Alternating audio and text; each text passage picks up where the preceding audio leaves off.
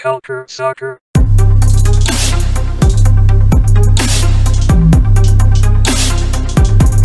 Culture Soccer.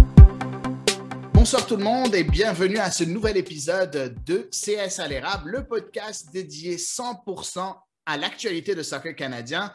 À l'animation, Adi Raphaël, comme d'habitude, ou bien pas vraiment comme d'habitude, même si j'essaie d'être là le plus souvent possible. Aujourd'hui, pour ce podcast-là, on va dédier tout le podcast à l'équipe nationale féminine canadienne qui vient de disputer 2 matchs amicaux. Mes amis et mes compères de toujours, Alex Rupert et Daniel Cameron, m'ont fait faux bond. Pour des raisons logiques, certaines illogiques, mais oh non, c'est pas vrai. On va leur donner leur semaine off.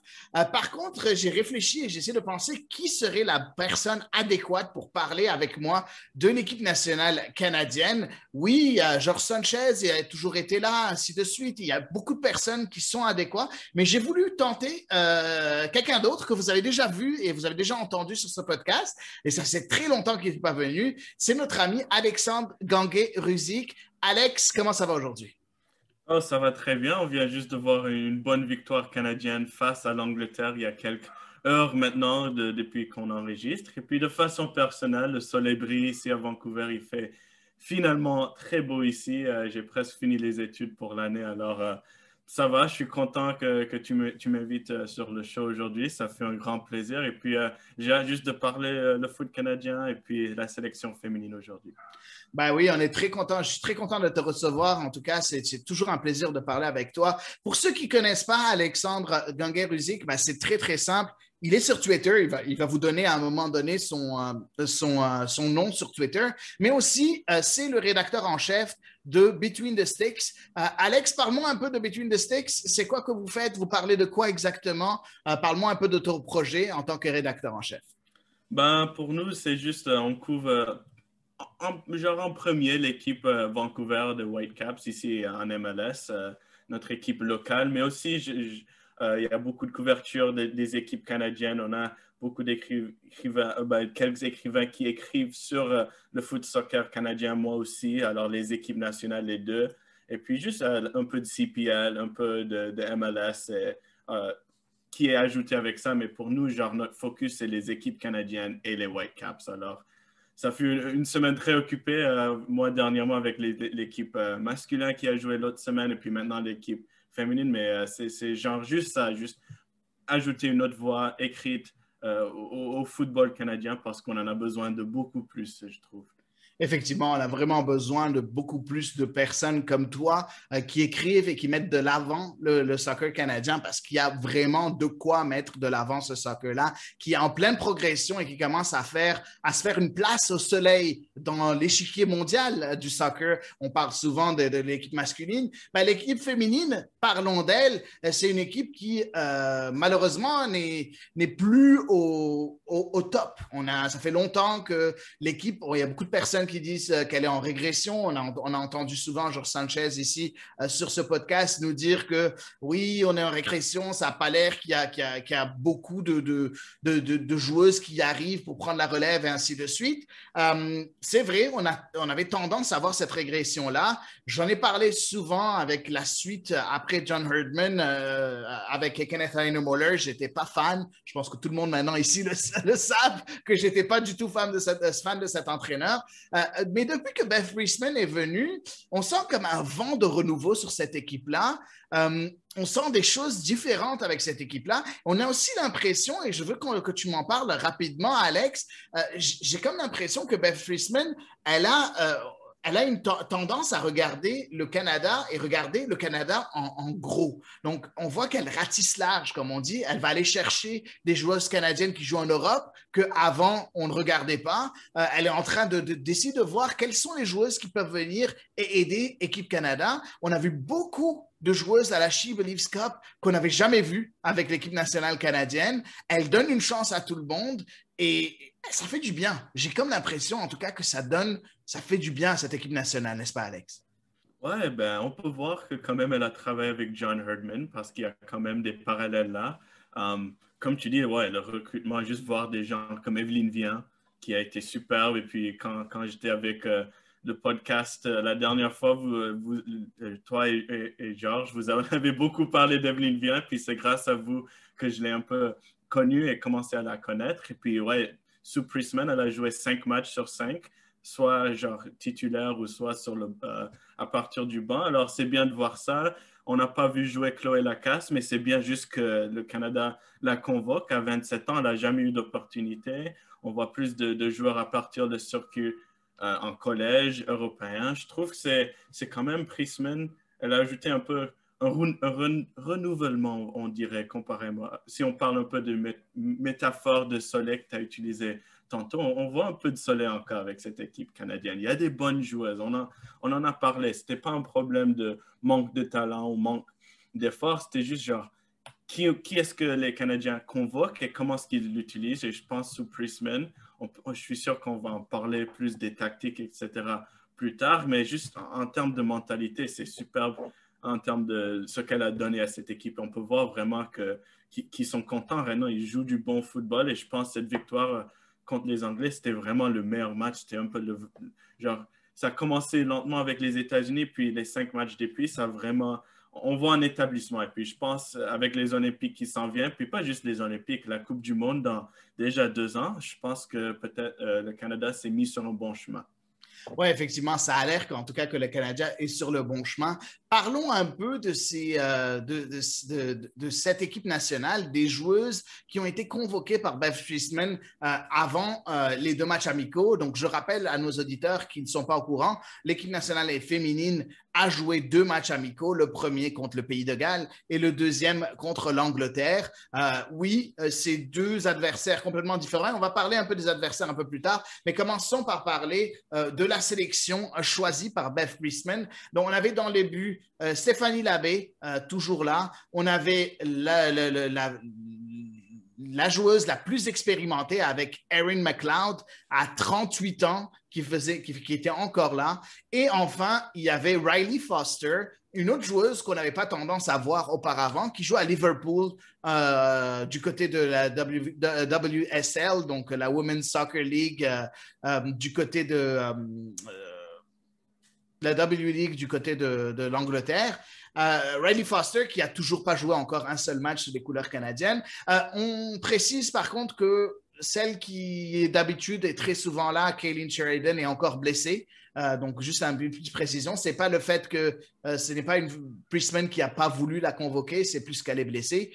Du côté de la défense, on va aller un peu plus vite. C'est Vanessa Gilles de Bordeaux, Jade Rose du côté de Rex en Ontario, Zadorsky aussi qui joue au Hotspurs, Lindsay Agnew qui joue au North Carolina Courage en NWSL, Gabrielle Carl toujours à Florida State, Aisha Chapman au Dash de Houston, Ashley Lawrence de Paris Saint-Germain, Jade Rivière de Michigan Wolverines. Il faut prendre en considération que Kadisha Buchanan, malheureusement, est blessée, donc n'a pas pu faire partie de la sélection.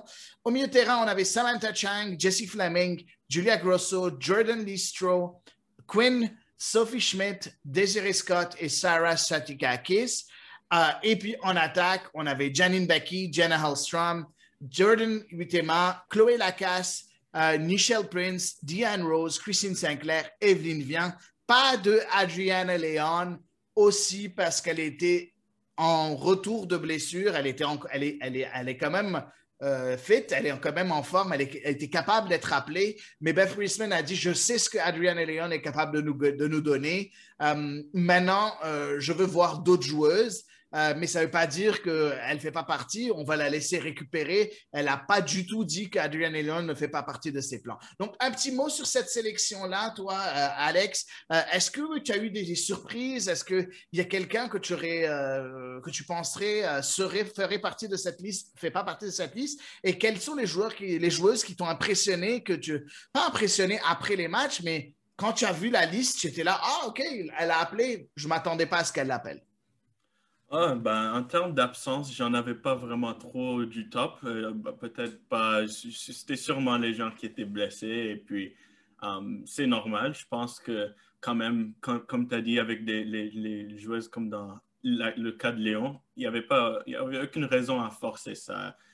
Comme elle dit, c'était une bonne opportunité à genre voir des nouveaux visages. Je pense qu'on en a vu. Je pense que sûrement, ça serait peut-être. J'ai trouvé qu'en termes de rotation, je dirais, de l'équipe, on n'en a pas vu beaucoup, mais c'est normal. Voyant la liste surprise, comme j'ai dit au début, Chloé Lacasse, c'était genre une surprise agréable. Elle a marqué beaucoup de buts pour Benfica cette année. C'était genre quelque chose comme 15 en 11 matchs, quelque chose de ridicule comme ça. Alors, c'était juste bien de voir parce que malgré les options que Canada a en attaque, il manque des buts. Franchement, juste avant ces matchs-ci, c'était un problème. Et je pense même après regarder ces matchs, je ne peux pas dire que ce n'est pas quelque chose à quoi on pense. Alors, c'était sûrement bien de voir ça en attaque. En termes de juste autre dans la liste, je n'étais pas franchement trop surprise par l'équipe. Je pense que c'était quand même un groupe qu'on s'est habitué à voir pour le Canada. Je pense juste peut-être quelqu'un comme Vanessa Gilles, c'était bien de voir qu'elle faisait partie de cette liste parce qu'elle était à She Believes, mais elle a dû quitter à cause des règles très strictes de la quarantaine en France.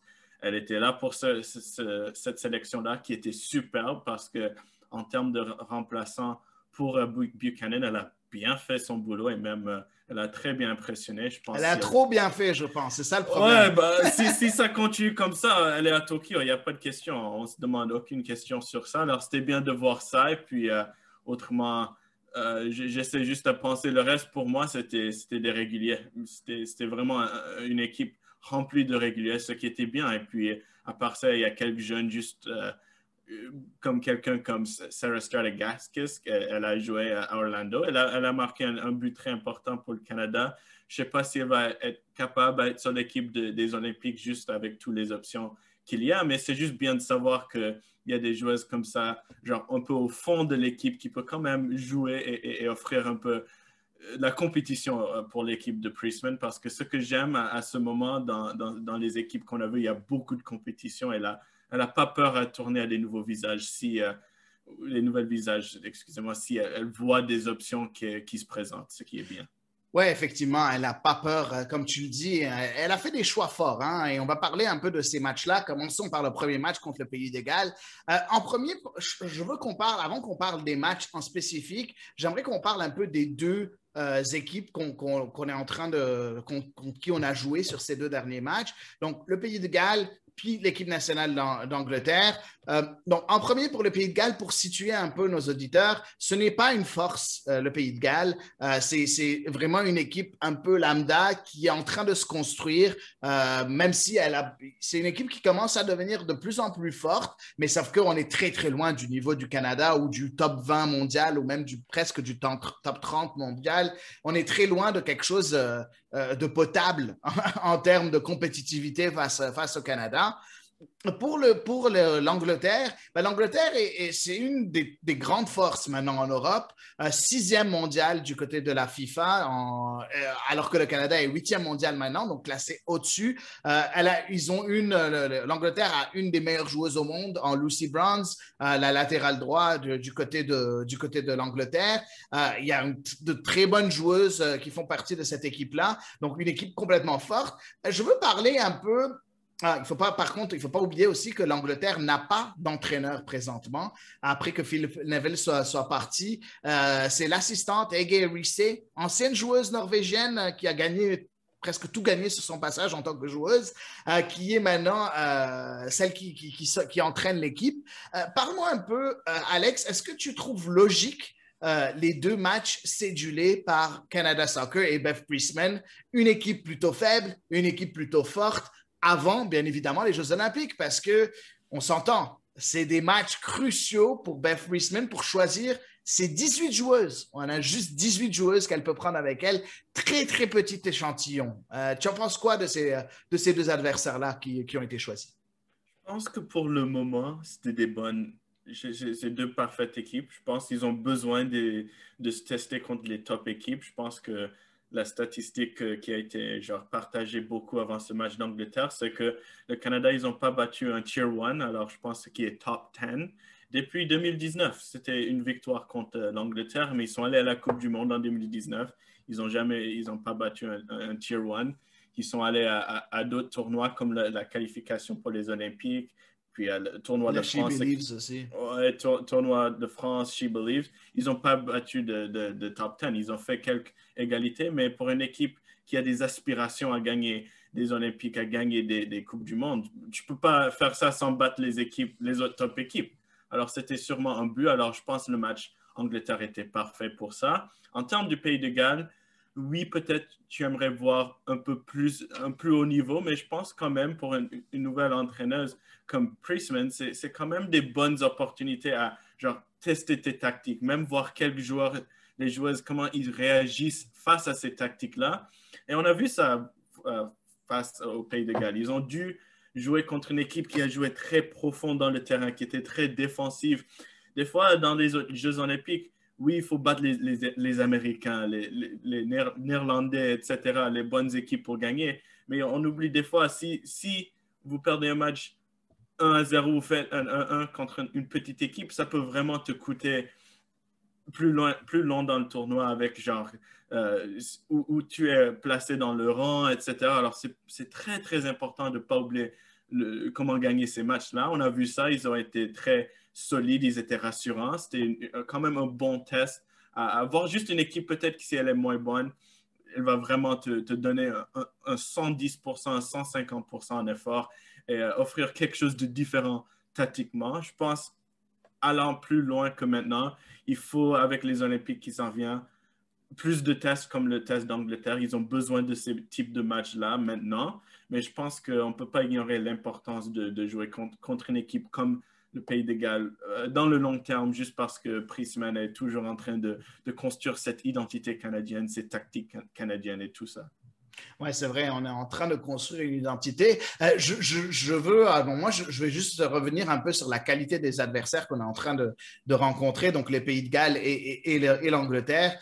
Je veux juste dire une chose. Je pense que c'était important de choisir une équipe faible au début. Je vais dire pourquoi, parce que le Canada, ça faisait longtemps qu'on ne marquait pas de but. Tu l'as dit un peu plus tôt, Alex, et je pense qu'il y avait besoin pour cette équipe nationale de retrouver un peu de confiance, de regagner un peu de confiance et de sentir qu'elles peuvent marquer des buts. Et c'est ça qui s'est passé. En s'imposant sur le score de 3-0, c'est quoi que ça a fait? Ça a fait en sorte que le Canada est rentré dans le match contre l'Angleterre avec une certaine confiance en disant, OK, non, on n'a plus ce gros, on dit en français l'épée de Damoclès. On n'a plus l'épée de Damoclès au-dessus du cou en se disant, ah, encore une fois, on n'a pas marqué, parce que ça fait plusieurs matchs qu'on est en train de dire et critiquer l'équipe nationale canadienne, comme quoi il y a pas, elles ne sont pas en train de marquer. Puis cette fois-ci, on a un peu cassé un peu ce mythe en s'imposant lourdement face au Pays de Galles. Parlons un peu de ce match-là. Donc, Pays de Galles, Canada, victoire de 3-0 de la part d'équipe Canada.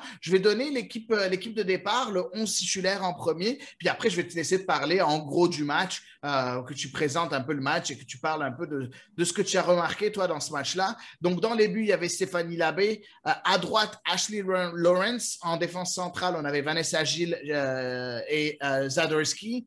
À gauche, on avait Gabrielle Carr, la québécoise. Au milieu de terrain, on avait Quinn et Desiree Scott. Après, devant, on avait Deanne Rose en tant qu'ailier droite, Jordan Huitema en tant qu'ailier gauche. Milieu offensif, c'était Jessie Fleming en tant que meneuse de jeu. Et en pointe, on avait notre amie Christine Sinclair. Comment tu as trouvé ce 11 de départ? Est-ce que tu étais choqué de voir des joueuses quand même qu'on s'attend pas à voir en fait dans le 11 de départ? Je vais parler par exemple de Desiree Scott. Ça fait longtemps qu'on le dit ici sur CS à l'érable que peut-être c'est le moment de passer à autre chose et de voir aussi un milieu défensif quand même assez un peu trop défensif avec Quinn et Rose, Quinn et Scott qui sont quand même très, très, très défensives. Tu as pensé quoi de ce 11 en premier et puis du match en gros, Alex? T'as raison, c'était quand même défensif pour l'adversaire. Je pense qu'on a vu un peu ce que peut offrir Quinn et Scott ensemble contre une équipe comme l'Angleterre qui a un peu plus à donner offensivement. On peut mentionner ça dans quelques moments, bien sûr. Mais je suis d'accord que c'est un peu trop défensif pour l'adversaire quand même. Mais je pense que Quinn était superbe dans le milieu. Les passes qui a été faite, c'était incroyable. Juste sur le premier but, le passe décisif fait par Quinn, c'était C'était très décisif. Il n'y a pas beaucoup de gens sur l'équipe canadienne qui peuvent faire des passes comme ça. Alors, je peux pas ignorer la présence qui a été offerte là. Dans l'autre partie d'équipe, c'était surprise, mais une bonne surprise de voir Carl avoir une titularisation à l'arrière gauche. Je pense que c'est quelqu'un qui peut offrir beaucoup en termes de compétition à quelqu'un comme Chapman, qui a été très établi pour longtemps. Elle a montré ça. Carl était très actif sur le côté gauche. Je pense que c'était bien de voir ça. Bien sûr, Gilles Zadorski, c'était la seule option que je pensais qu'on voyait Priestman choisir. Même chose avec Labbé dans le but. Il n'y a aucun problème là. Ils ont fait leur travail. On ne peut pas se plaindre à ça. Un peu surpris de voir Lawrence en arrière droite. Je pense que peut-être qu'on Pays de Galles, c'était peut-être une bonne idée juste parce qu'elle avait l'opportunité d'être très active sur le côté droit. Alors, et puis regarder en avant, c'était bien de voir le retour de Sinclair. J'étais un peu surpris de voir Oitama au lieu de quelqu'un comme Prince ou Becky, qui sont plus des ailiers naturels. Mais et je pense qu'on a vu un peu, Oitama était quand même assez... c'était pas son meilleur match comparé à d'autres qu'elle a fait pour le Canada auparavant. Je pense Diane Rose, elle a très bien performé contre le Pays de Galles. Elle a marqué un super but. Techniquement, c'était merveilleux. Elle a bien anticipé. Elle est puissante, cette femme-là. Là. Elle est tellement puissante. Elle est intelligente, sûrement aussi avec ses courses qu'elle fait, la façon qu'elle a frappé le ballon. Elle a tellement bien fait. Tu regardes encore le clip, c'est comme si c'était genre naturel. Tu réalises pas qu'en regardant encore, c'est une technique difficile à frapper sur la volée comme elle a fait. Alors, c'était super match comme ça. Alors, je pense en termes du 11, il y avait peut-être 2 ou 3 questions. Mais à part ça, tout le monde a fait leur boulot. Je pense pas que... J'ai pas vu des positions où j'ai dit, OK, cette joueuse-là, elle a mal performé face à ce qu'elle voulait. Peut-être sauf Hoytema, juste parce que peut-être à ce qu'on attendait d'elle, elle n'était pas si active dans l'offense. Mais je trouve, de façon globale, tactiquement, le Canada, ils étaient un peu silencieux les premiers 20 minutes jusqu'à leur premier but. De là, ils se sont un peu réveillés, ils ont commencé à jouer avec le ballon, ils ont un peu joué possession. Et puis, même chose dans la deuxième demi, ils étaient un peu endormis au début. Ils ont presque encaissé un but, puis après, ils ont dominé. Mais pour moi, un changement qui a été très intéressant, parce qu'on retourne à les épisodes qu'on a fait en 2019 et 2020, on a parlé beaucoup des milieux de terrain. C'est un problème pour le Canada que des gens comme Sophie Schmidt et Des Scott, ils sont des bonnes joueuses toujours, mais ensemble, ils limitent un peu le Canada sûrement contre des équipes top. Et Priestman, pour lui donner crédit, elle a reconnu ça. Depuis qu'elle a commencé en termes d'entraîneur, on n'a pas vu Scott et Schmidt titulaires en même temps. Ça, c'est du progrès. Je pense que ce qu'on a vu dans la deuxième demi contre les Pays de Galles, quand elle a mis Lawrence, Quinn et Fleming ensemble, c'était super le jeu qu'ils ont offert. Canada a vraiment dominé les 20 minutes qu'ils ont joué ensemble. Et je pense pour moi, si je dois retourner à quelque chose que j'offre comme le moment qui m'a marqué le plus, la tactique qui m'a marqué le plus, c'est sûrement celui-là. Oui, c'est bien que tu parles du milieu de terrain. On va en parler un peu plus, je pense, dans le deuxième match, parce que c'est là que je pense que c'est là où c'est très important de souligner ce milieu de terrain-là. Mais moi, ce que j'ai aimé, c'est que Beth Priestman, elle n'a pas peur de tenter des choses. Et c'est ça que j'aime bien. On a vu à la She Believes Cup, par rapport à ce qu'on a vu à la She Believes Cup, et ce qu'on voit dans ces matchs amicaux-là, c'est 2 équipes complètement différentes.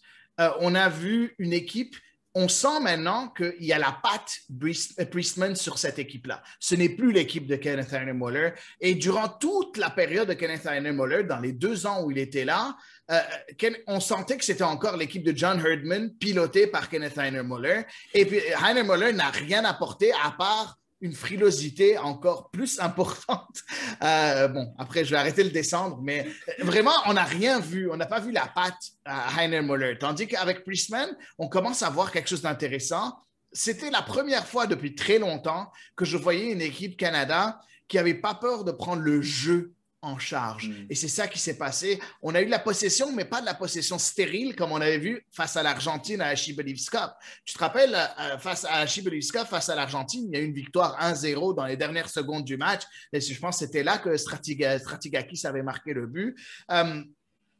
C'était stérile. Il y a eu 2-3 occasions, oui, effectivement, mais durant tout un match, on sentait que ça allait jamais venir. Ces buts-là allaient jamais venir. Il y a eu 2-3 malchances, mais on sentait pas une domination extraordinaire de la part de l'équipe Canada. Ce que, avec le Pays de Galles, on a vu. On a vu par moments le Canada vraiment être au-dessus, de vraiment prendre ce rôle de favori et dire, je suis pas favori, je vais vous montrer que je suis favori. Puis, elles l'ont démontré. J'ai aimé Beth Priestman n'a pas eu peur aussi de lancer Evelyne Vian dès la 33e minute avec la blessure de Christine Sinclair. On avait peur, en tout cas moi, j'avais peur que Evelyne Vian, le fait qu'elle n'ait pas marqué à la She Believes Cup, que Priestman ne lui fasse plus trop confiance. Et c'est pour ça qu'elle avait amené Chloé Lacasse en disant, tu sais quoi, viens, ça marche pas, puis on va mettre Lacasse maintenant. J'avais un peu peur de ça parce que c'est une jeune fille qui a vraiment beaucoup de potentiel, Evelyne Vian. Elle est rentrée dans ce match-là. Mais comme tu l'as dit, là où la grosse différence a été faite dans le jeu, c'est, moi, je trouve, l'entrée de Janine Beckie. Janine Beckie est rentrée dans ce match-là à la 54e minute pour Diane Rose, qui avait fait, comme tu as dit, avait marqué un super beau but. Elle a changé tout le match. Elle a complètement débloqué le match, Janine Beckie. C'est elle qui a donné un centre extraordinaire à Evelyne Vian. Et je veux avoir ton avis là-dessus parce que, oui, tout le monde sait que je suis un peu vendu pour Evelyne Vian et que c'est une fille que j'aime beaucoup. Mais ça fait combien d'années qu'on n'a pas vu une joueuse faire un appel au premier poteau puis marquer sur une reprise de volée avec l'équipe Canada? Ça fait combien d'années? Pas beaucoup, j'imagine. Beaucoup, j'imagine. Beaucoup. Désolé, Effectivement, ça fait très longtemps qu'on n'a pas vu ce genre de course vers le premier poteau. C'est une attaquante de premier niveau, une vraie attaquante, quelqu'un qui pense à juste marquer des buts. C'est ça une vraie attaquante va faire.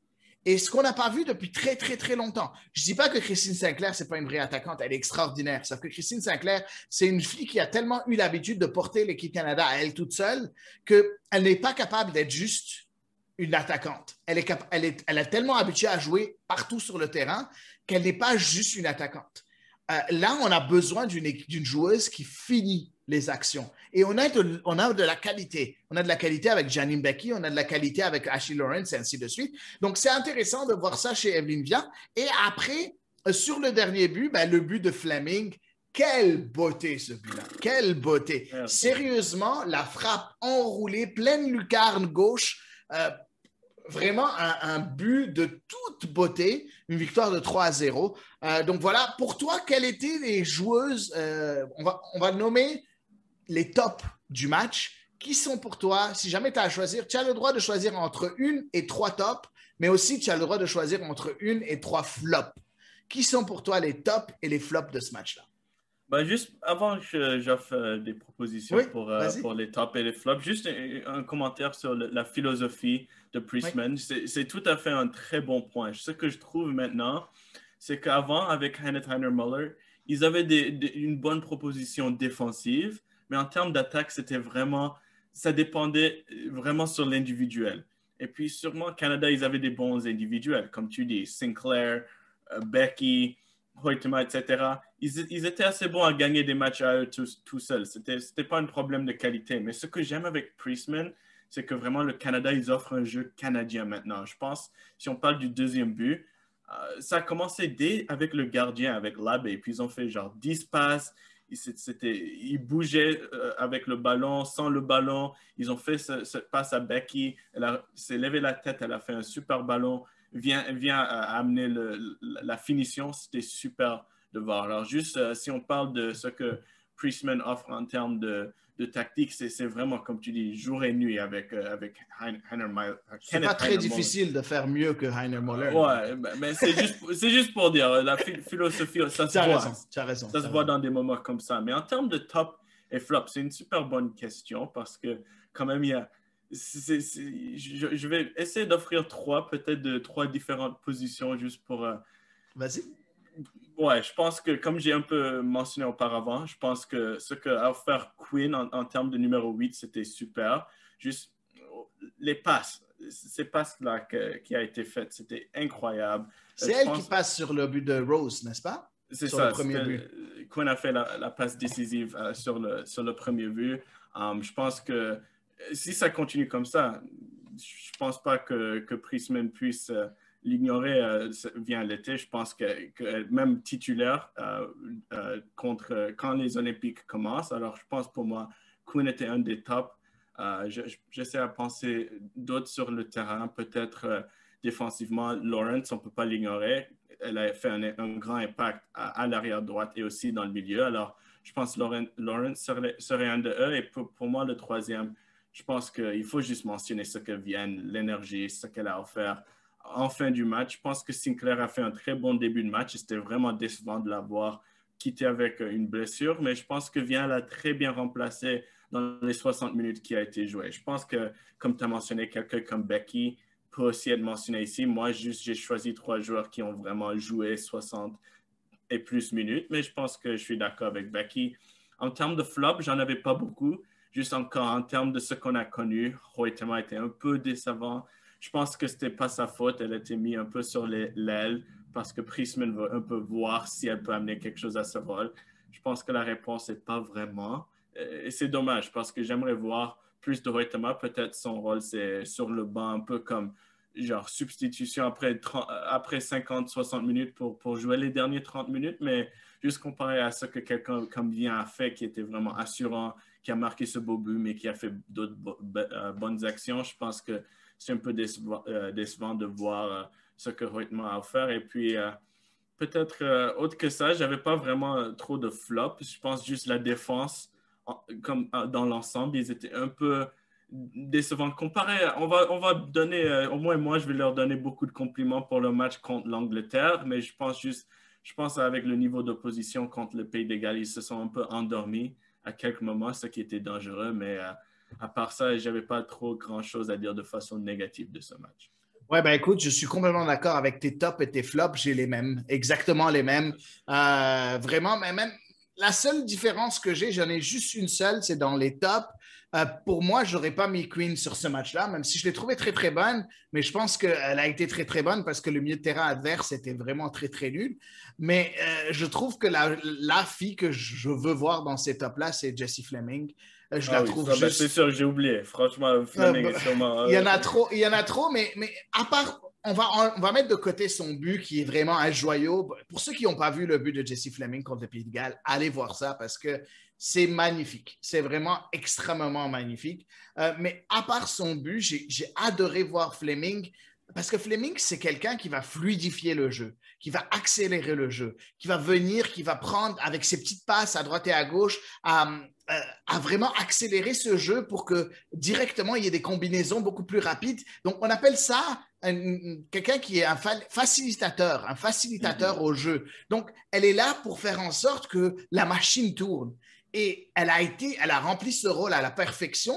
Et non seulement elle a rempli ce rôle à la perfection, mais en plus elle a été décisive de par son but, mais aussi elle a donné 2-3 passes en profondeur qui étaient quand même assez intéressantes aussi. Et c'est là qu'on va voir Jesse Fleming. Georges Sanchez, et je le nomme souvent parce qu'il est souvent là ici, il le dit, c'est la meilleure joueuse qu'il a jamais vue depuis les 20 dernières années. Ben, on est en train de voir une joueuse qui est aussi bonne que ça. Jessie Fleming, c'est vraiment le futur de Canada Soccer. C'est le futur de cette équipe Canada, en tout cas en termes de qualité technique au milieu de terrain. On voit ça chez Jessie Fleming. Va falloir par contre qu'elle dépasse une certaine étape et qu'elle devienne titulaire à Chelsea. On est très loin de là encore, malheureusement. Mais elle commence à avoir des petites minutes au fur et à mesure avec Chelsea. Donc, espérons qu'elle sera un peu plus importante. Est-ce que tu as quelque chose à ajouter, Alex, avant qu'on passe au prochain? J'allais un peu parler Oui. de Fleming juste parce que c'est un super bon point. Je pense que en termes de ce qu'elle offre à l'équipe canadienne, on peut avoir le débat qu'elle est probablement la joueuse la plus importante parmi Ouais. les.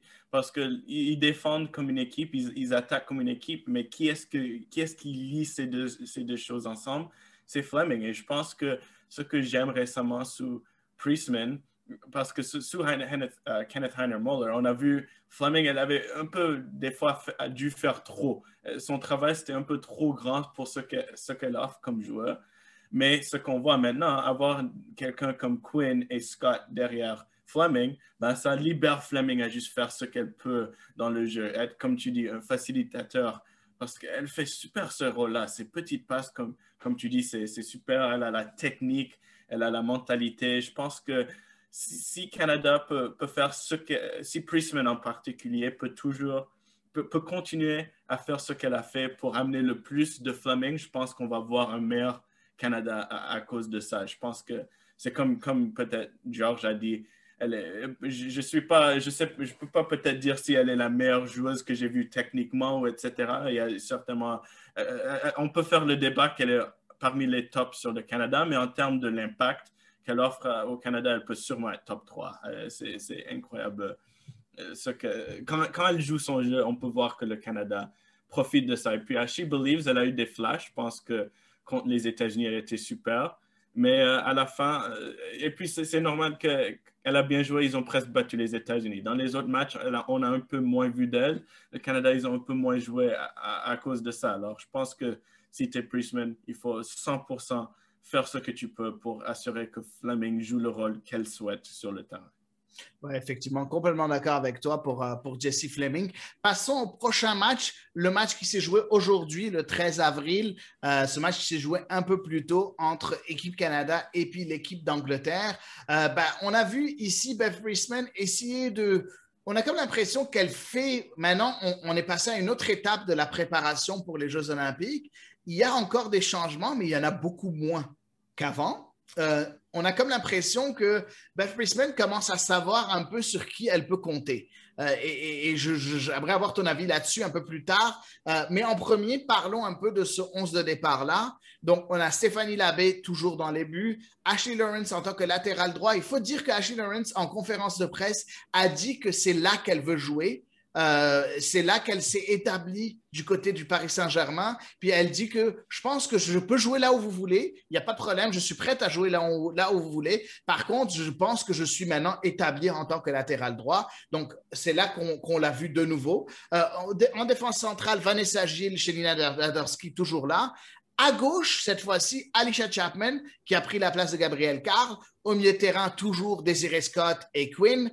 Devant, on avait Janine Becky à droite, Diane Rose à gauche, Jessie Fleming en tant que milieu offensif. Et en pointe, première titularisation pour Evelyne Vian. Tu l'avais dit, elle a joué 5 matchs en 5 matchs où elle a été appelée. Elle a joué les 5 matchs. Par contre, c'était sa première titularisation. Puis devine quoi? Elle marque un autre but. On va en parler un peu plus tard. Mais parle-moi un peu de ce 11 de départ. Est-ce que tu penses, comme moi, que Beth Priestman commence à avoir des certitudes avec l'équipe qu'elle veut voir sur le terrain? C'est sûr, en prenant en considération que Buchanan est blessé, que Sinclair est blessé. Mais est-ce que tu sens aussi qu'on commence à voir un peu plus clair dans ce que Beth Priestman veut voir? Ouais, je pense que tu as tout à fait raison. Et puis, en termes de la sélection elle-même, comme on vient juste de mentionner, il n'y avait pas beaucoup de flops dans l'autre match. C'était difficile à faire des changements. Je pense que c'est normal qu'on a vu Hoytema juste se retrouver sur le banc juste parce que Becky a offert beaucoup plus sur l'aile. Mais je pense que c'était juste Becky a été genre pas... ouais, elle était un peu reposée pour voir d'autres visages parce que Becky va être aux Olympiques. C'est elle parmi... Les certains on peut l'écrire à l'encre. On peut l'écrire à l'encre avec elle, c'est sûr. Alors, c'était une bonne opportunité à voir d'autres visages, mais il jouait contre une équipe un peu juste pour comparer. Le match contre le Pays de Galles, c'était un peu plus une audition pour certaines personnes, certaines joueuses. Mais contre le match d'Angleterre, c'était plus une audition des tactiques versus l'audition des joueuses. Et on a vu ça. Priestman voulait jouer un peu ça d'une façon plus réaliste, comme s'il jouait un match compétitif. Alors, c'est normal qu'on voit Becky. Je pense que j'étais très, très agréablement surpris de voir Vian titulaire, mais je pense que encore on l'a dit, elle a mérité. C'était pas du tout que c'était pas mérité, mais c'était juste peut-être on peut juste dire que c'est un peu, on s'est habitué entre l'ancien régime qu'on n'allait pas voir Evelyne Vian, même si elle jouait bien. Alors c'était une surprise agréable, je pense, en termes de milieu de terrain. Je pense que Priestman a un peu choisi ses 3. Je pense que Schmidt est un peu devenu super sub, etc. de son rôle. Et puis, je pense qu'on ne peut pas se plaindre avec le top 3. Scott peut offrir beaucoup contre certaines équipes, contre l'Angleterre, comme aujourd'hui. Elle a eu quelques moments où sa vitesse a un peu manqué, mais 95% du temps, elle était là à détruire. Comment dire? C'est pourquoi qu'on l'appelle le Destroyer. Elle a montré ça. Elle était la Destroyer. Puis avec Quinn et Fleming, je n'ai pas de plainte avec ça. Je pense que si les Olympiques commenceraient demain, je pense que ça serait les trois titulaires. Je peux pas...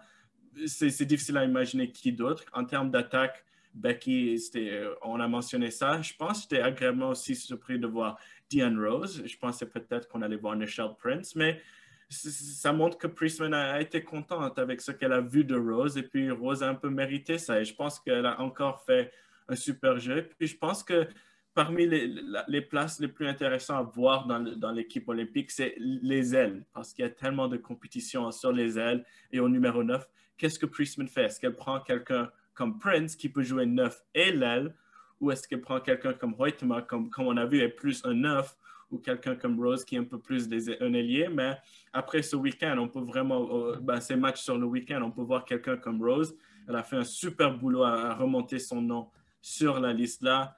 Sur le reste de terrain, défense, c'était quand même assez standard. Lawrence, Gilles et Zadorsky, ils allaient jouer. C'était pas une doute là. J'étais un peu surpris de voir Chapman, mais quand même, elle a fait un boulot. Je l'ai pas vu aujourd'hui. Puis pour un derrière gauche, c'est ce que tu veux. Tu veux pas trop en parler, au moins défensivement. Tu veux pas la remarquer pour des mauvaises raisons. Et je pense que Chapman a fait son boulot. Et si elle est convoquée pour les Olympiques, il n'y a pas vraiment de problème là. Je pense que Carl offre beaucoup aussi et un peu plus en termes d'attaque. Mais je pense qu'après voir les deux jouer, je pense que la compétition est très, très proche. Et je suis très curieux de voir comment Priestman choisit ça dans les prochains matchs. Et puis, dans les buts de la baie, elle a fait son travail. Elle a gardé le blanchissage dans les deux matchs. Aucune surprise là. Alors, en termes du squad, je pense que ce n'est pas trop de surprises juste ici et là. Et je pense que ça reflète la nature de l'équipe avec les Olympiques qui s'en viennent. Ça va être très curieux de voir où Priestman pense son meilleur 20 joueuses sont, mais je pense qu'avec la façon qu'elle est en train d'essayer certaines joueuses, tu peux voir où elle pense les endroits de compétition sont pour le moment. Ouais, écoute, j'ai bien aimé, moi, tout ça. Après, je regarde un peu ce 11 de départ-là. Oui, j'avais un peu des doutes. Ben, ça fait longtemps que je dis pour moi, Alicia Chapman, c'est une joueuse que j'adore. Okay? Je l'adore, vraiment, je l'aime beaucoup. Malheureusement, je pense qu'on est passé à autre chose en termes de foot. Par contre, je dois avouer quelque chose, qu'avec Alicia Chapman, défensivement, tu as une valeur sûre. Tu as quelqu'un qui va se battre à 100% sur chacun des ballons. Elle n'est pas fatiguée. Ce n'est pas quelqu'un qui se roule, qui va un peu traîner la patte et ainsi de suite. Non, elle se donne à fond. Et défensivement, rarement des erreurs aussi. Très rarement des erreurs. Défensivement, elle va faire des tacles durs. Souvent, elle va aller vraiment fort et agressivement sur les autres joueuses. C'est une guerrière. C'est une guerrière à 32 ans qui a complètement sa place encore dans cette équipe maintenant que je le vois, surtout dans des gros matchs comme ça, comme contre l'équipe nationale d'Angleterre. Je comprends pourquoi tu mettrais quelqu'un comme Chapman parce que tu as besoin d'assurer tes arrières, sachant que de l'autre côté, Ashley Lawrence va être très offensive. Donc, tu as besoin un peu de cette sûreté en défense. Le problème, c'est qu'avec Alicia Chapman, malheureusement, offensivement, tu n'as pas beaucoup. Tu ne gagnes pas grand-chose. Donc, il est là le problème de Beth Priestman. Par contre, si jamais tu mets quelqu'un comme Gabrielle Carl, est-ce qu'elle est capable de faire le même travail défensif que Chapman? Peut-être pas autant, mais elle serait quand même pas mal défensivement. Donc, il faut voir ici si jamais il y aurait une concurrence ou si jamais elle va pouvoir choisir les deux, Beth Priestman, mais on parlera un peu de la sélection un peu plus tard. Pour ce match-là, ce qui est un peu intéressant, je suis complètement d'accord avec toi, ce milieu de terrain, Quinn, Scott et Fleming, c'est le milieu de terrain. Et je ne pense pas qu'il va changer. Je pense que Sophie Schmidt, on est passé à autre chose. Ça ne m'étonnerait même pas si Sophie Schmidt n'est pas choisie dans les 18. On en parlera plus tard, les 18. Mais ça ne m'étonnerait pas si jamais elle n'est pas choisie. Et en attaque, je pense que le fait de voir Deanne Rose, ça veut dire deux choses. Ça veut dire, soit Priestman, elle dit, j'ai aimé ce que j'ai vu le premier match, j'ai envie de la revoir de nouveau pour voir si effectivement elle me convainc. Ou bien, elle est en train de dire, tu sais quoi, Deanne Rose, tu fais partie de mon équipe. Donc, c'est un des deux. Donc, je pense que Deanne Rose est en ballottage favorable et favorable à ce qu'on va voir plus tard. Janine Becky a été excellente dans ce match-là contre l'Angleterre. Mais parlons de ce match-là. Premier but de Evelyne Vian dès la 3e minute. Un but qui est venu un peu de nulle part. il y a une belle construction au milieu de terrain avec Becky et Fleming. Je pense que c'est Fleming qui lance Becky. Becky qui lance vient. Il y a eu une petite confusion avec la défense qui n'arrive pas malheureusement à contrôler ce ballon. Mais j'ai adoré la réaction de Evelyne Vian qui va venir se battre avec la défenseuse du côté de l'Angleterre, épaule à épaule, gagne son duel épaule à épaule, prend le ballon et va vraiment couper le ballon. On a vu une sorte de ciseau dans le ballon pour placer le ballon dans un endroit très difficile pour la gardienne anglaise. C'était pas un tir facile pour Telford, pour que Telford puisse répondre et puisse rendre ce tir-là. Donc, il y a beaucoup qui vont parler de l'erreur de la défense, oui, mais par contre, Vian a dû faire du travail là-dessus. Le deuxième but, alors là, c'est quand même un but gag pour moi. Une passe en retrait de la part de la défenseuse vers Bartley, la gardienne titulaire d'habitude, qui était rentrée à prendre la place de Telford. Et on a vu Nichelle Prince, Bartley qui prend trop de temps à dégager le ballon, Nichelle Prince qui tacle le ballon complètement dans le but, vraiment un but gag. Mais en gros, je n'ai pas senti que l'Angleterre a eu des chances de marquer dans ce match-là. Je n'ai pas senti qu'on a eu peur dans ce match-là pour Équipe Canada, même si Équipe Canada a joué défensivement, mais c'est normal. Tu as ouvert le score à la 3e minute, tu vas vouloir conserver ton score. Et de plus, je n'ai pas senti... J'ai senti le Canada plus entreprenant que l'Angleterre.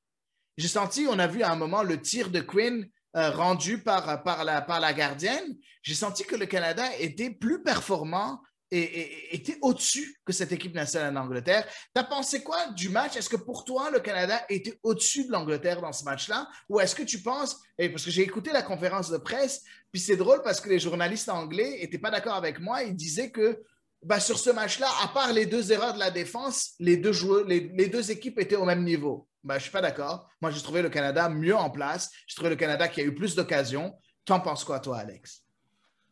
C'est une bonne question. Je me trouve un peu entre les deux. Je ne pense pas que c'était nécessairement une victoire dominante. C'est bien Non. sûr 2-0, etc. Mais je pense quand même, ouais, c'est difficile de quand même dire. Je pense qu'ils sont moins, au minimum, le Canada a montré qu'ils sont au niveau de l'Angleterre, c'est sûr.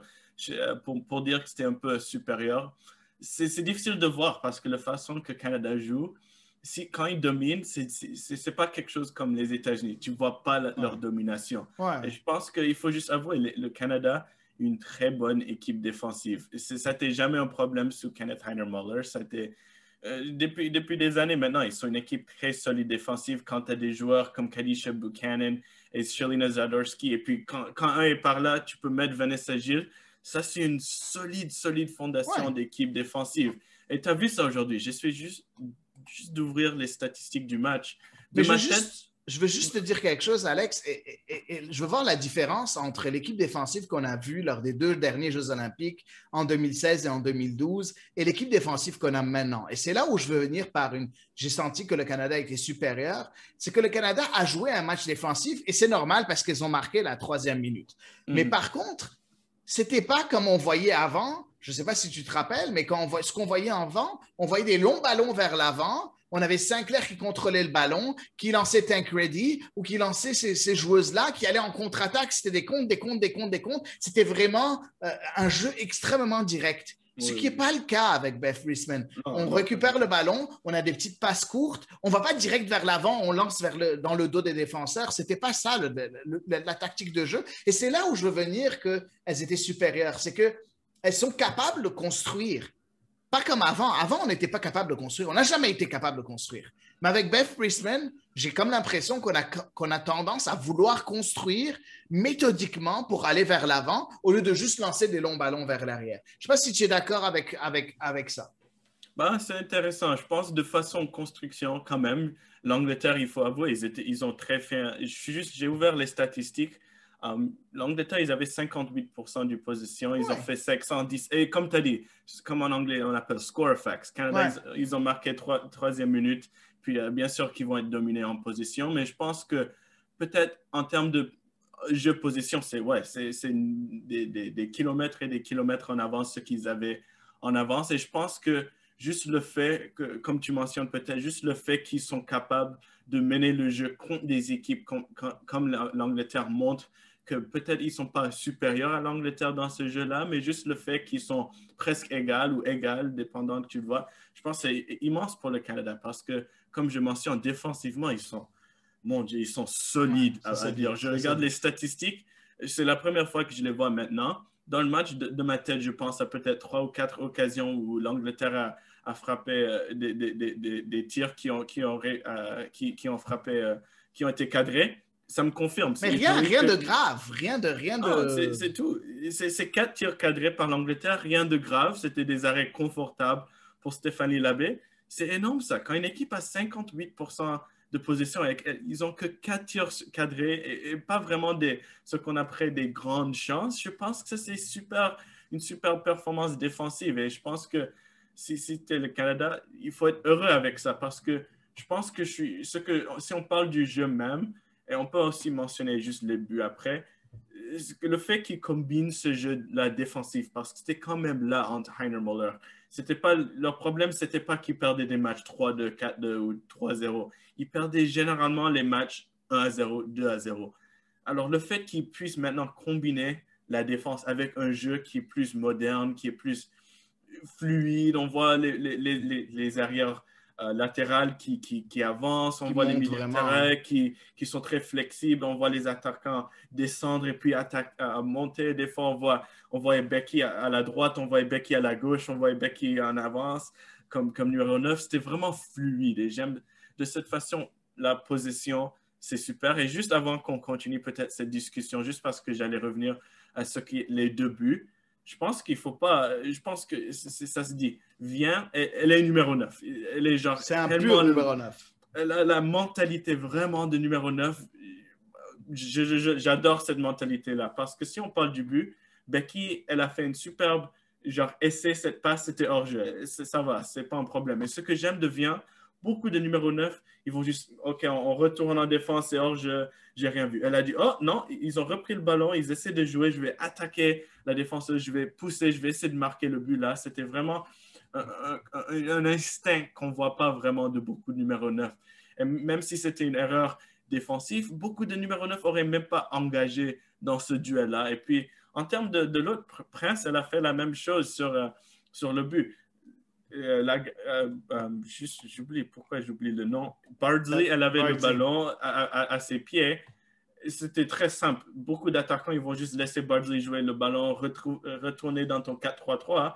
Prince savait, OK, elle dort un peu. Je vais courir, je vais montrer cet instinct-là et je vais marquer des buts. Et je pense que c'est vraiment une mentalité qu'on voit avec qui sont moins peur à faire des décisions comme ça, qui sont plus...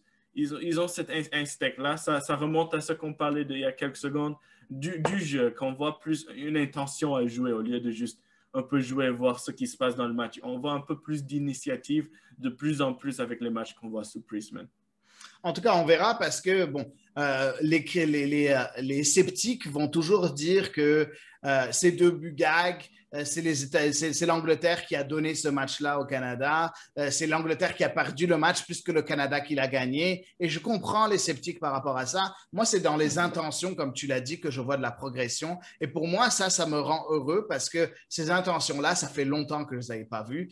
Et quelqu'un comme et une joueuse comme Evelyne Viens, au front de l'attaque, ça fait longtemps que je n'avais pas vu une joueuse qui est 100%, comme tu l'as dit, un pur neuf. On a besoin de cette joueuse-là parce que sur les côtés, il y a des centres qui viennent, il y a des passes qui viennent de la part du milieu de terrain qui est excellent. On en a parlé un peu plus tôt avec Quinn qui a fait un excellent match. On va venir sur nos tops et nos flops, mais tu as besoin de quelqu'un qui finit les actions. Puis je pense que Evelyne Viens est cette joueuse-là qui va finir ces actions-là. On verra ça plus tard. Parlons des flops et des tops. Donne-moi, tu peux nommer 1 à 3 joueuses en flop, 1 à 3 joueuses en top. Je te laisse commencer, Alex. Top, c'est intéressant à voir. Sûrement, il faut commencer avec quelqu'un comme Vanessa Gilles. Je pense elle n'a pas vraiment fait d'erreur, sauf une passe manquée, et c'était franchement la meilleure chance anglaise qu'on a vue. Mais sa réaction, elle a fait une erreur, mais elle a couru immédiatement en défense, elle a fait un super bloc. Je pense que Gilles, ça va être difficile de la laisser à la maison pour Tokyo, même si c'est un peu, tu vas dire, c'est un peu ridicule de prendre 3 défenseurs. Je pense que si tes 3 défenseurs sont Buchanan, Zadorski et Gilles, tu n'as aucun problème aux Olympiques. Je pense que c'est super. Tu peux même faire un peu de rotation entre les si un est un peu plus fatigué. Il n'y a pas vraiment. Bien sûr, Buchanan, c'est la top. Elle joue à un très haut niveau chaque semaine pour Lyon. Depuis les dernières 2 années, elle est vraiment devenue titulaire avec Wendy Renard là-bas. Mais à part ça, Zadorski et Gilles, ils sont vraiment similaires de niveau. Et si, pour le top, j'ai juste choisi Gilles parce qu'elle s'est plus remarquée. Mais Zadorski, honnêtement, si j'ai à choisir, les deux seront ensemble pour moi. Ils ont fait un duo d'équipe, ils ont été super ensemble. Alors pour moi, ça serait 2 top, dépendant de comment tu le vois. Comme tu dis, un peu milieu de terrain pour revenir. Je vais choisir Quinn encore. Peut-être dans l'autre match, je changerai ça à Fleming et puis mettre Quinn dans ce match. C'est ce que j'imagine tu vas faire aussi. Je pense que Quinn, encore super proposition. C'est un peu ce que j'ai dit dans l'autre match. Un peu les mêmes propos. Juste ce qui a été offert sur les 2 côtés du ballon. Il n'y a pas beaucoup de milieux qui offrent ça à ce moment. Scott est plus un numéro 6. Schmidt, elle offrait ça quand elle était plus jeune, mais à ce moment-ci, elle offre plus dans des moments courts, dans des 23-30 minutes. Et Fleming, comme on dit, elle est un peu plus en attaque, c'est où on vraiment on la voit offrir le plus. Quinn, il n'y a pas personne qui offre ça. Et je pense que c'est ce qui manquait dans cette équipe. Un numéro 8 comme ça qui défend, mais qui relaie. Et je pense qu'à cause de ça, le Canada, depuis les 3 matchs qui ont été joués par Quinn récemment, c'est leurs 3 de leurs meilleurs matchs. C'était contre les États-Unis, c'était contre le Pays de Galles, c'était contre l'Angleterre. Ce n'est pas une coïncidence que quand Quinn n'était pas là contre l'Argentine et le Brésil, ils avaient un peu des difficultés à être une plus solide comme équipe. Et si j'avais à choisir une 3e, c'est très difficile à dire. Tu n'es pas obligé. Tu peux aller de 1 à 3. Je pense dans ce cas, je reste avec 2 juste parce qu'il y avait beaucoup de performances genre solides, mais il n'y avait peut-être pas un qui s'est démarqué. À part de ça, sinon, je peux juste dire Zadorski, Gilles et Quinn, c'est mes 3. Puis flop, c'est pas vraiment, c'est difficile de dire des flops. Très difficile. J'essaie de penser si j'en ai un parce que les 3 en avant, ils ont fait leur boulot. C'était un peu difficile pour eux à des moments parce que le Canada n'avait pas le ballon, alors je ne peux pas leur blâmer pour ça. Je pense que sûrement si j'avais à choisir juste quelques moments, non, je ne peux pas le dire. Scott a bien joué, je ne peux pas le mettre sur la liste des flops.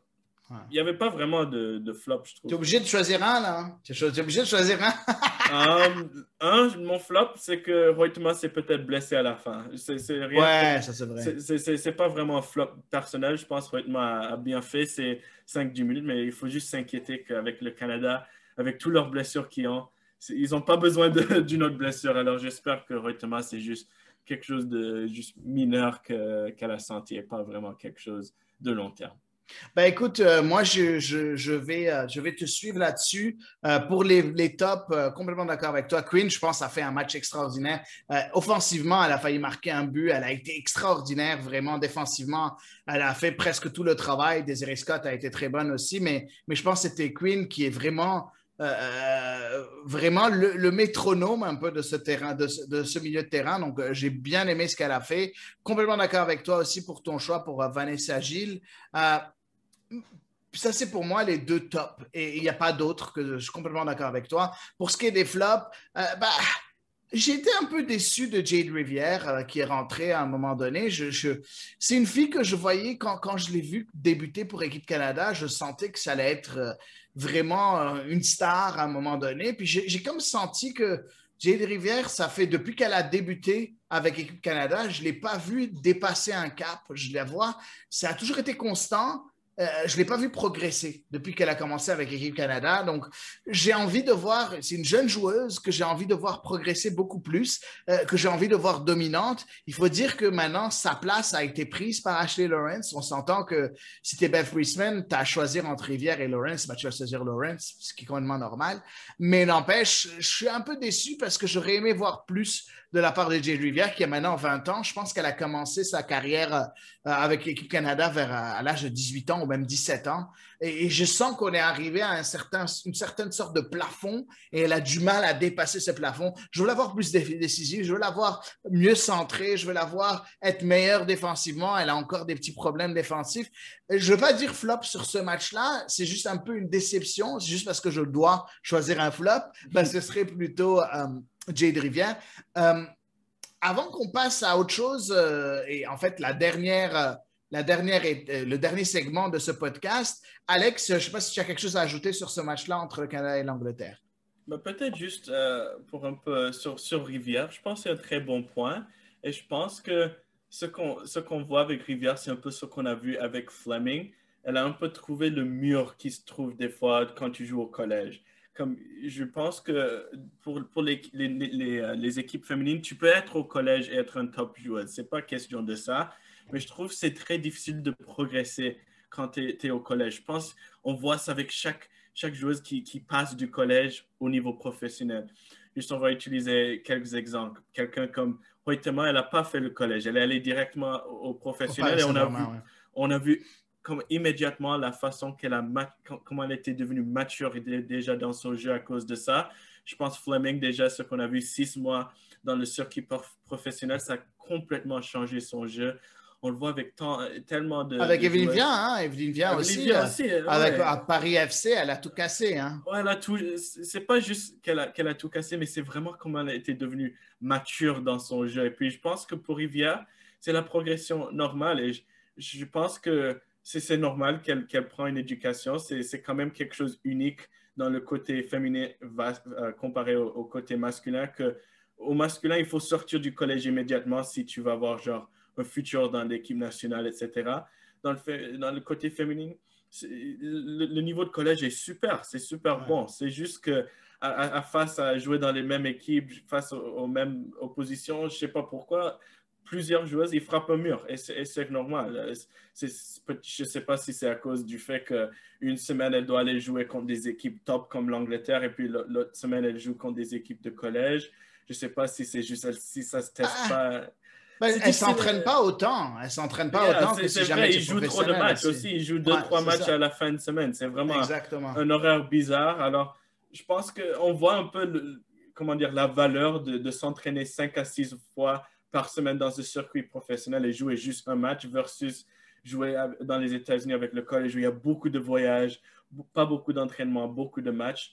Je pense qu'il y a certaines valeurs et certaines limites. Et pour des joueuses comme Rivière et d'autres comme Fleming comme exemple, cette valeur-là, ou peut-être pas cette valeur-là, mais on peut voir les limites que ça donne comparé à jouer au niveau professionnel. Et j'espère que bientôt, je pense qu'il reste 2 ans au collège pour Rivière. J'espère que le plus tôt possible, elle se retrouve de façon professionnelle parce qu'elle est prête. Je pense qu'elle est prête à jouer à ce niveau-là. Et puis, ça peut vraiment pousser son niveau. Et je pense que Fleming est l'exemple parfait.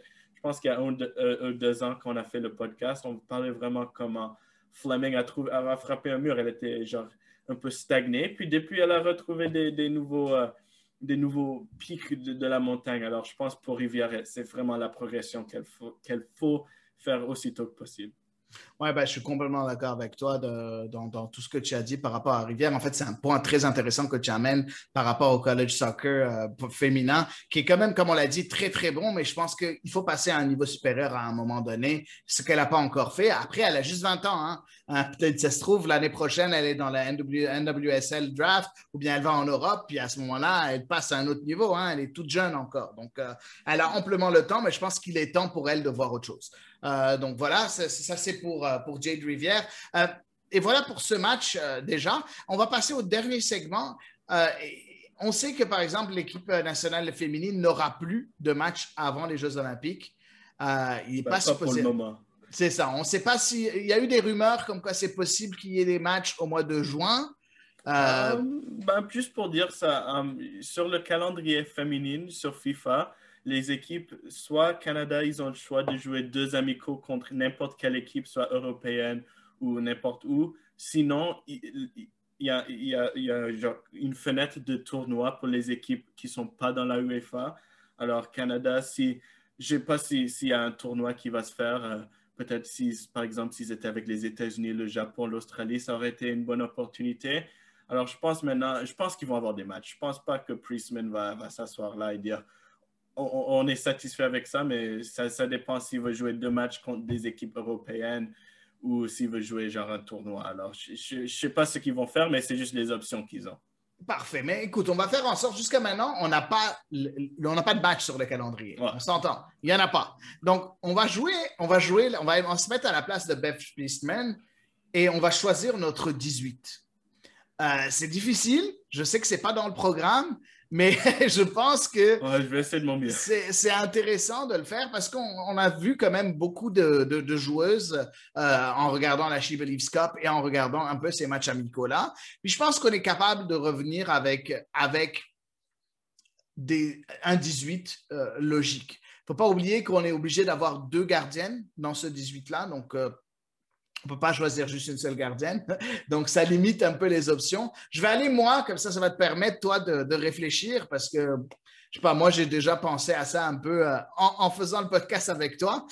On commence, Stéphanie Labbé, je pense qu'elle a eu le poste de numéro 1. C'est dommage parce que pour moi, Sheridan est au-dessus, mais je pense que la blessure de Sheridan a malheureusement joué en sa défaveur. Donc, je pense que ce sera Labbé et si Sheridan est de retour, ben, ce sera Sheridan. Sinon, ce sera Erin McLeod qui va ramener un peu toute son expérience.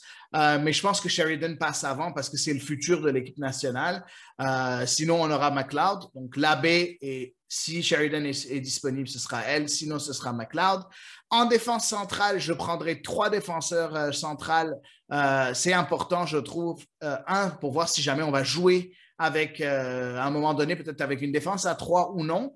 On sait que dans les tournois, les choses peuvent changer à un moment donné. Si jamais tu as un carton rouge, quoi que ce soit, tu as toujours besoin d'avoir quelqu'un qui est capable de jouer en défense centrale. Donc, les 3 défenseuses, ce serait bien évidemment Shalina Zadorsky, ce serait Vanessa Gilles et ce serait Kalisha Buchanan. Ça va être les 3 défenseuses et en tout cas, je pense que ça surprend personne. Sur le côté droit, je pense que Ashley Lawrence l'a expliqué que c'est là qu'on va la voir et je pense que c'est là qu'elle va être. Après, c'est sur le côté gauche où j'hésite beaucoup, mais je pense que dans l'optique d'un tournoi où tu vas jouer des très grosses équipes, je pense qu'Alicia Chapman a sa place, comme on l'a dit un peu plus tôt, par son côté défensif.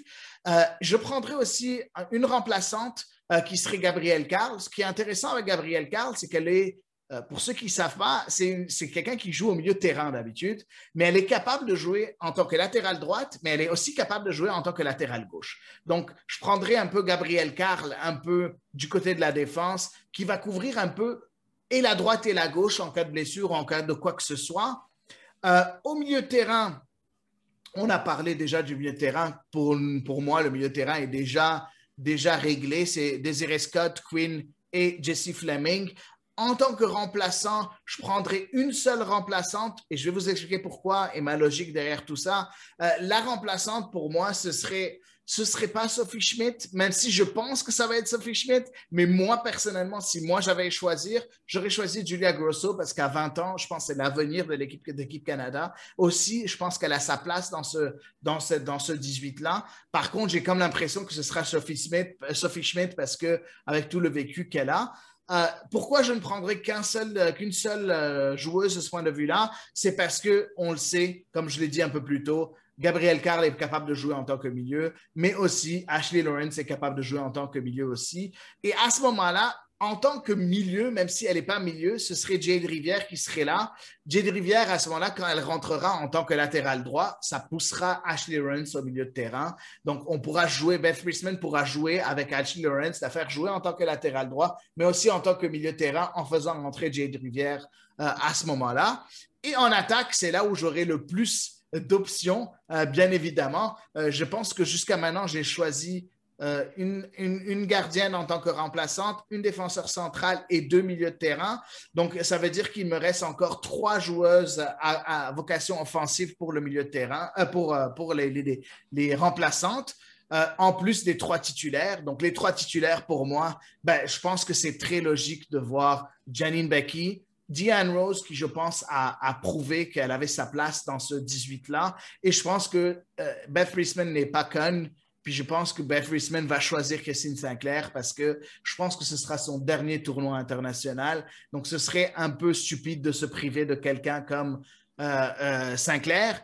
Et pour ce qui est des remplaçantes, ben, je pense que Michelle Prince a sa place, bien évidemment. Je pense qu'Adriana Leon a sa place aussi, même si je ne serais pas surpris de voir Jordan Huitema prendre la place de Adriana Leon. Et je pense qu'en pointe, je pense que Evelyne Vian a prouvé qu'elle avait sa place dans ce 18-là. Je pense que Beth Priestman a remarqué qu'elle a besoin d'une buteuse, puis la buteuse qu'elle a dans son match, à part Christine Sinclair, et dans cet effectif-là, ben, c'est Evelyne Vian. Donc, je pense qu'elle a prouvé qu'elle avait sa place parmi les 18. Donc, voilà mes 18. J'aimerais avoir les tiens, toi, Alex. Oh boy. Je vais essayer j'essaie juste de faire les maths sur les 20. Alors, je vais commencer en arrière. C'est assez simple. Vas-y. Je suis tout à fait d'accord. L'abbé serait là.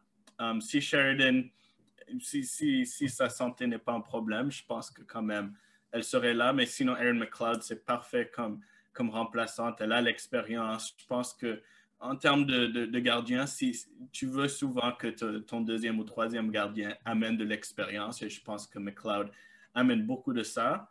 Je pense que je reste avec 3 défenseurs centraux. C'est facile. Shelina Zadorsky, Kadisha Buchanan et Vanessa Gilles. Après ça, je vais avec 4 latéraux et j'espère que... J'ai peur que... Comme moi. Jusqu'à maintenant, t'es comme moi. C'est qui les 4 latéraux? J'espère juste ne pas oublier des noms, mais pour moi, je pense que c'est Carl, Chapman, Lawrence et Rivière, les 4. Comme moi. Je pense que, Lawrence, tu as besoin un mélange de joueurs des joueuses qui peuvent jouer certaines positions très bien. Comme les 3 défenseurs centraux, j'ai beaucoup de confiance, mais ce que j'aime avec des joueuses comme Lawrence et Carl, comme tu mentionnes, et même Rivière, je suis sûr qu'elle offre ça aussi, c'est qu'ils peuvent jouer à multiples positions dans le terrain. Carl peut jouer les deux. Je pense que Chapman aussi, Rivière, je suis sûr que tu peux mettre sur l'aile. Elle semble avoir la technique pour jouer sur l'aile. Je pense que tu ne peux pas ignorer ça. Je pense que, à part d'autres, je ne pense pas que je manque de noms qui ne sont pas là. Alors, non. Bien sûr, Saint-Georges, si elle était...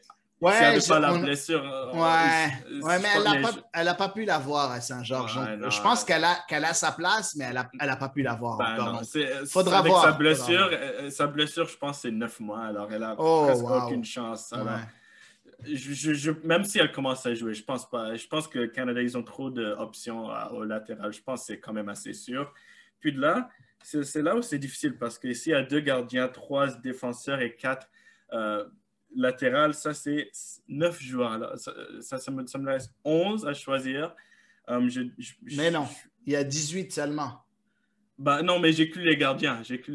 Dans le 9. Oui, il y a 18 incluant les gardiens. Non, je pense que c'est 20 avec les gardiens. Non, c'est 18. Non, t'es pas sérieux. Chez les hommes, c'est 20. Chez les femmes, c'est 18 au complet. Wow, ça change un peu. Ça explique beaucoup des choses. Je jurais que c'était 18 plus... Non. Je vais aller vérifier, mais c'est ça qu'ils ont dit en conférence de presse aujourd'hui. Ils ont choisi 18, c'est tout. OK, juste au cas où, pour le moment, ça explique beaucoup de choses. Dans ce cas-là, si j'ai que avec 9, alors dans ce cas, il me reste 9. Je prendrais probablement 4 et 5. Les 4 milieux seraient... Très 7. Il te reste 7. 7? Ouais, parce que tu as choisi... J'ai choisi 9. Alors, c'est un autre 9 si c'est 18. Ah, OK, tu as choisi 9. OK, parfait, ouais, tu as raison. Ouais. Excuse-moi. Alors, non, pas de problème. Alors, les 4 milieux, c'est, comme tu as dit, Quinn, Scott et puis Fleming. Grosso, c'est un intéressant choix. Moi, je pense qu'ils vont aller entre un des deux, entre Matheson et Schmidt, juste parce que je pense que Matheson, quand elle n'est pas blessée, elle a quand même montré l'année dernière face au Brésil qu'elle peut toujours jouer. C'est juste avec elle, c'est vraiment la santé. Sinon, il n'y a pas de problème avec avoir quelqu'un comme Schmidt en termes d'options sur le banc. Tu ne veux pas peut-être qu'elle soit titulaire dans tous les matchs. Je pense juste que Grosso, elle n'a pas assez joué pour l'équipe nationale pour avoir vraiment gagné un spot pour moi dans mes yeux. Alors, je mets Schmidt. Puis en termes des 5 attaquants que je choisirais dans ce cas-là, je pense que Sinclair, c'est automatique. Becky, c'est automatique aussi. Je pense pour moi, je prends Michelle Prince juste parce qu'elle offre beaucoup en termes de multiples positions. Elle peut jouer en 9, elle peut jouer en aile. Et je pense que ça offre plus un peu de flexibilité sur le banc ou en titulaire. Oublie pas tes milieux, hein? Oublie pas Scott, Quinn et Fleming, hein?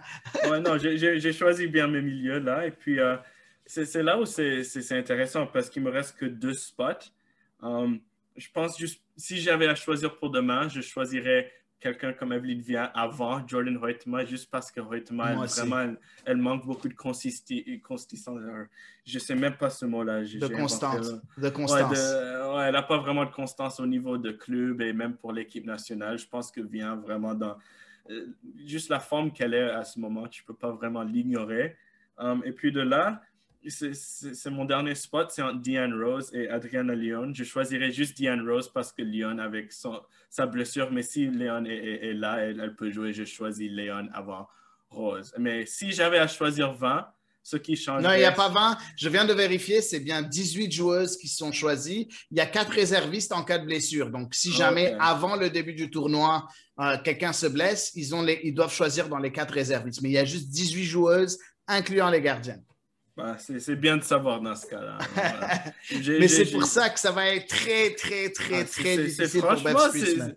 c'est ridicule comme règle. Il n'y a vraiment aucune raison à avoir une règle comme ça. C'est dangereux pour les joueuses, comme le fait qu'ils ont que 16 joueuses. C'est 5 remplaçants. Si un se Non, blesse, c'est 7 remplaçants. bah, ouais, Six, c'est ouais. 5 qui ne sont pas gardiens, je veux dire. Genre 5 joueuses de terrain. Non, Face à... 6. Est-ce que mes Parce qu'ils maths sont sont aussi... 18. Ils sont Ouais. 18, t'as une gardienne et t'as... Ouais, mes maths sont vraiment pourris aujourd'hui. J'en reviens pas que je... C'est pas grave, c'est pas grave, Je- ça arrive à tout le monde, ça arrive à tout le monde. Ouais, Donc, ben, oui, c'est sûr, bref, ouais. t'as six remplaçantes et c'est vrai que c'est pas beaucoup pour des compétitions comme ça qui sont longues d'habitude. Hein. Sur un match, on le voit par exemple dans les clubs d'habitude, quand tu es la plupart, ben, pas en Serie A, mais si jamais tu vas dans des matchs normaux en Europe, ben, il y a juste 7 joueurs sur le banc. D'habitude, avant la COVID, il y avait juste 7 joueurs sur le banc. Et puis, tu avais le droit à 3 changements, mais c'est sur un match. Là, on est en train de parler d'un tournoi. Et d'habitude, un tournoi, on a souvent 23 joueurs quand c'est la Coupe du Monde ou quoi que ce soit. La Coupe du Monde, les Jeux Olympiques masculins, c'est 20 joueurs qu'ils ont le droit de choisir. Mais les féminines, j'ai aucune raison pourquoi. C'est juste 18. Je trouve ça un peu injuste, moi, personnellement. Mais écoute, c'est ça qui est ça. Donc, voilà nos deux 18. Le 18 de Alex Gangué-Ruzic et mon 18 à moi, Adi Raphaël. Alex, en premier, je veux te remercier d'avoir été là, mais en premier, en dernier, pardon, en conclusion, je veux que tu me donnes tout ce qu'on peut savoir sur toi. C'est quoi ton site web? Quelle est l'adresse site web où il faut y aller? C'est quoi ton nom sur Twitter? Comment on peut te suivre? Et quels sont tes projets si jamais tu as autre que ton site web? Je sais que tu as un podcast aussi. Si tu veux parler de ton podcast, je te laisse aller. Oh ouais, ben encore merci beaucoup Adi juste pour m'avoir invité. C'est toujours un plaisir de parler le foot et puis sûrement en français. C'est quelque chose que je prends grand plaisir que je puisse partager ça avec toi aujourd'hui. En termes de moi, bien sûr, on va commencer avec mon Twitter. Tu peux me trouver sur Twitter @AlexGangueruzic. AlexGangueruzic. Aussi, je suis bien sûr, comme tu as mentionné au début, rédacteur en chef de Between the Sticks sur Twitter @BTSFanCity, quand même assez simple à appeler. BTSFanCity.com, c'est où on se retrouve tous les articles que j'écris. J'écris quand même généralement environ 5 articles par semaine. Alors, vous allez me retrouver quand même assez souvent sur le site web. Bien sûr, j'ai un podcast avec mon ami Samuel Rowan sur les Whitecaps et les équipes canadiennes. C'est @ThirdSubPod sur Twitter. The Third Sub, bien sûr, partout qu'on trouve les podcasts. C'est bien sûr en anglais, le podcast. Alors, attendez pas à trop entendre de moi en français sur ce podcast-là. Puis à part de ça, j'écris juste des trucs ici et là. J'ai quelque chose que je ne peux pas vraiment trop révéler pour le moment, des projets pour dans quelques mois, à l'écrit, peut-être même pour certains d'autres moyens. Mais si vous me retrouvez sur Twitter, vous allez bien sûr entendre de tout cela. Mais à part ça, ça fut encore un très grand plaisir, Hadi, d'avoir parlé avec toi. Et puis, bien sûr, on va se reparler plusieurs fois cette année parce qu'il y a beaucoup de foot à jouer. Exactement. En tout cas, c'était un énorme plaisir de te recevoir ici sur CSA l'érable. Merci encore d'avoir répondu à l'appel et bien évidemment, tu es le bienvenu quand tu veux, Alex. très, très, très intéressant de parler avec toi de foot.